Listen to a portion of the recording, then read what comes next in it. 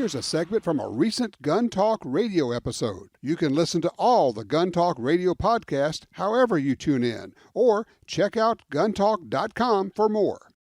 866 Talk Gun will get you in here. I'm Tom. Let's go talk to Dean. He's on line 2 out of California. Dean, thanks for calling in. What's going on? Hey, Tom. Shooting some ARs with some friends last weekend, and at 100 yards and 200 yards at steel targets. And my friend had a red dot. I forget the brand, but it was a quality red dot. And he was hitting it at 200 yards, but then he had a $60 magnifier that he put on there, and he's all over the place. He took the magnifier off, and he's fine again. It just, what would cause that? Throwing off the parallax or something? Or? It's a $60 optic. That's what would cause it. Yeah, okay. That's kind of what I figured, and that's what I told him. And, I would think you'd maybe want to match brands or something.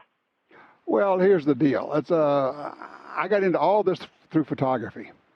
And we always used to say, look, you go buy a $500 lens for your camera, and then you put a $6 glass filter over the front of it. You now have a $6 lens. Because that's all the lights got to go through that. And you can't fix, your $500 lens can't fix what the $6 filter just did. You have a lovely, really good, right on the money red dot, and you put a piece of garbage optic behind it, and the light's coming through that, and it's, not collimated, warped, bad, whatever, alignment, who knows. That's one of those, if you're feeling generous, you give it to somebody you don't like. Just, there you go. Yeah. That's kind of what I told him. I said, you get what you pay for, and it must be distorting the red dot or something, throwing off the point of aim. Exactly. Look, optics is math. It really is, and you got all these formulas and all the rest of the stuff, and then it comes down to quality of construction, which is a big deal, and the quality of the optics and how it's all put together. And there are a lot of ways to screw it up, and there's a really good reason that high-quality optics cost a lot of money. People always say, well, why do those cost so much? Because they're hard to make. It's just hard to make good optics. Now, you can get a $300 or $400 optic that's good. A $1,200 optic is better. It's not 4 times better, but it's better.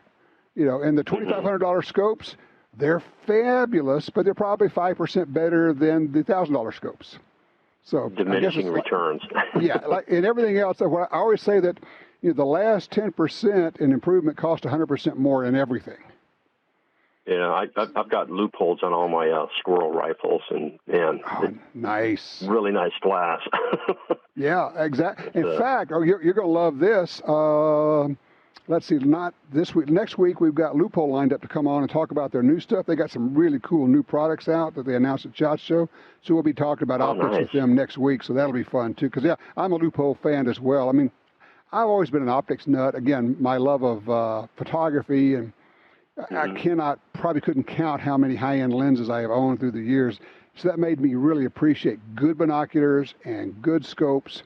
And I cannot tolerate bad optics. It just hurts me to look through bad binoculars. It hurts your eyes to look through that, too. It's tiring on your eyes. And it's fatiguing, exactly. People don't understand that. If they're not collimated right, everything's working hard, try to do that. So spend the money. But, back to the original question. And, look, I really appreciate the call. Yeah, the guy put a $60 optic behind a really nice red dot.